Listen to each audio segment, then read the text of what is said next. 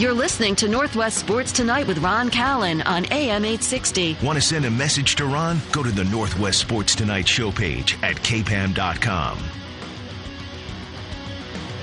Yeah, go to our new website, kpam.com. Check it out. Go to our Northwest Sports Tonight page. All sorts of fun things for you. Hey, we're going to head north of the Columbia River to Clark County, talk to Bryan Levesque of GSHLFootball.com, find out what happened in the first weekend of action in the Greater St. Helens League. Well, I had a chance to, it was really a lot of fun last Thursday night to talk to the four members of the GSHL broadcast team that are doing games on our sister station 1550, KKOV. Ron Swanka, some play-by-play voice, along with Trevor Donison, Rodney Lawrence, and Bryan Levesque, who's the founder of GSHLFootball.com. He joins us live. Brian, how are you? Doing good, Ron. How you doing? You're down in a pretty cool place down there. Pretty cool place, Research Stadium, and the sunset. Hot day down here in the 90s, and it's going to get hotter tomorrow, and the wind is up. So, in fact, I look off to the east now, Brian, smoke over the Cascades for all those wildfires that are going on right now. But let's talk about the first weekend of Greater St. Helens League football. Any surprises? No, not a whole lot of surprises. I mean, first off, the game that was on 1550, the Mountain View Evergreen game. Again, as an Evergreen grad, there's a reason I refuse to answer your question on who I thought would win. What happened, man? Well, kind of what we thought could happen, and it did. I mean, Mountain View's just really good. They're kind of flying under the radar. They're not ranked in the top 10 up in the state at the 3A level, which is the equivalent to your 5A level. But they are a really good football team. They're really good at running the ball. They're very well coached. Adam Matheson is just he doesn't have the best talent in the league, but he does the best job of putting the kids in the position to be successful that he has. So he tweaks his system year in and year out. And they're just, they're more physical than an Evergreen team, and they just kind of lined up and ran right down them. And I think a lot of it, too, Nick Mace, who ended up being kind of the star of the game, had 3 rushing touchdowns. He's a senior at Mountain View. Well, he played his first 3 years of football at Evergreen until he transferred to Mountain View last year. So I'm sure there was a little bit of a personal thing going on in that game. So, yeah, I mean, it was, I'm sure not the most exciting game to open up, but it was some good football going on there. The big game we had, go ahead. Yo, go ahead. Well, yeah, I was going to ask you about the big game. What was the big game over the weekend? The big game would have been your Sherwood Bowman from Oregon there that came up and took on Skyview. And that was the game that I was at, and that was just an amazing football game. We up here, when we think Wing T, or you think Bellevue, and that Sherwood's the closest thing I've seen to Bellevue in a long time. And it was, the thing is there that we didn't expect was their quarterback, Dusty Crabtree, actually came out throwing the football.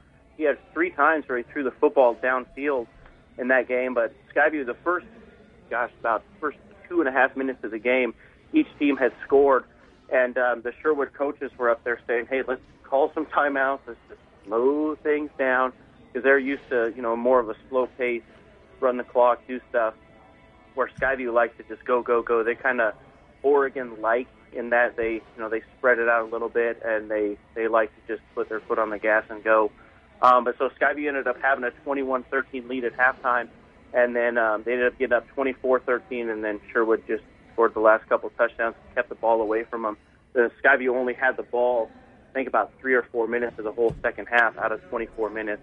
And so it's kind of hard to win a football game when you don't have the football. And Sherwood, they're not a defending state champion for nothing. They end up coming out of Vancouver with a 27-24 win. Well, I like the fact that teams are crossing the river to play each other. I think it adds interest and knowledge about each other's program, so I think that's great. Now, what about the teams from the eastern side of Clark County, Union, Camas, how'd they do? Well, Camas, they ended up having a home game against Timberline. Camas came into the weekend ranked 7th in the state, and Timberline, which is up there out of Olympia, came in ranked 8th in the state. And they played both of them.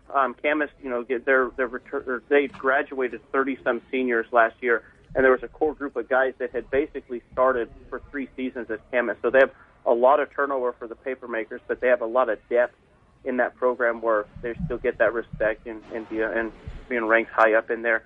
And Timberline came in also ranked high up, and it ended up being Camas came out on top 20 to 6 in that one, and they went up 6-0 at halftime, got a couple field goals, and then Timberline went in and scored a touchdown, missed extra points, so it was tied at 6. And then in the third quarter, Camas junior linebacker John Norcross, actually Camas completed a pass, which on the film, if this was the NFL, it would have been ruled an incomplete pass, but it's high school, so it was a completed pass and a fumble, which went forward, and Norcross picked it up and ran it in 25 yards for a touchdown.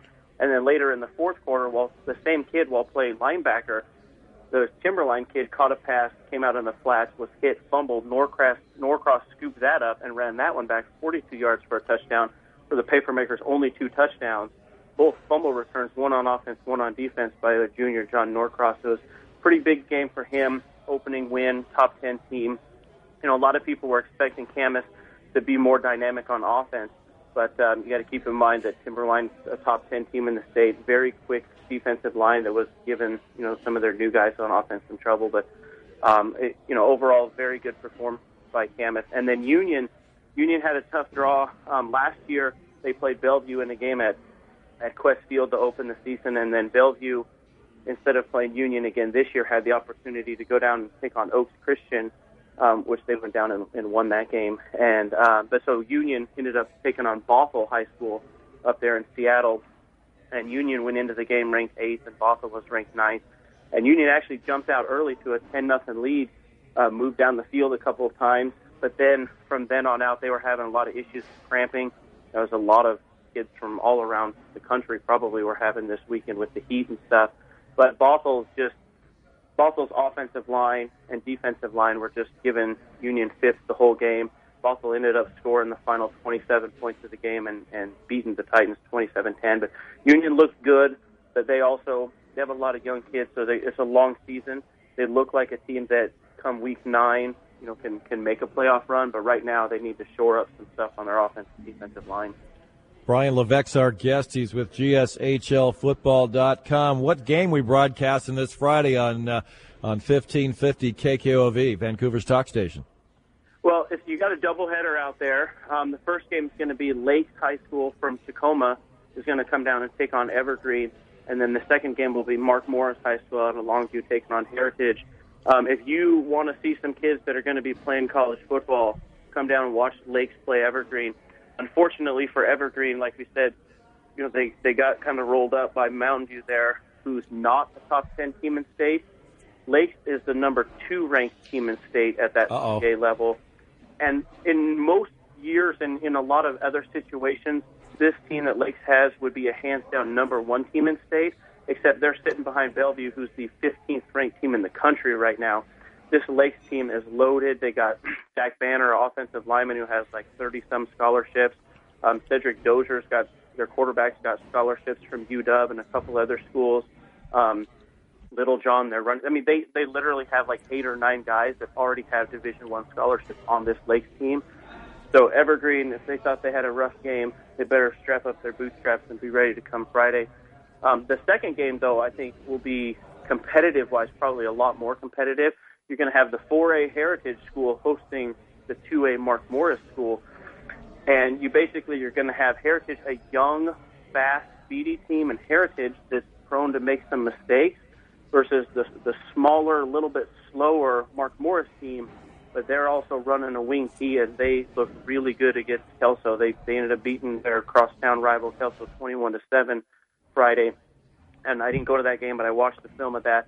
And their execution is really well, even though they, again, graduated about 11 all-league guys last year.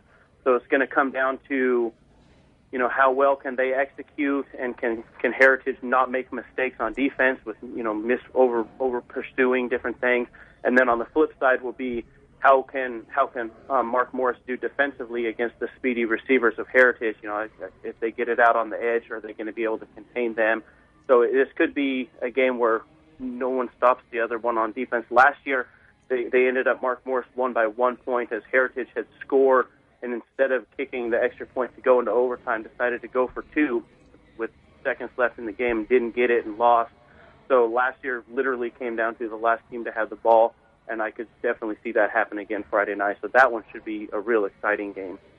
Hey, Brian, appreciate you joining us tonight on Northwest Sports Night. We'll look forward to talking to you next Monday night. Bryan Levesque, GSHLFootball.com. Don't forget the doubleheader on 1550 KKOV, Vancouver's talk station, Friday night, carrying GSHL football all season long.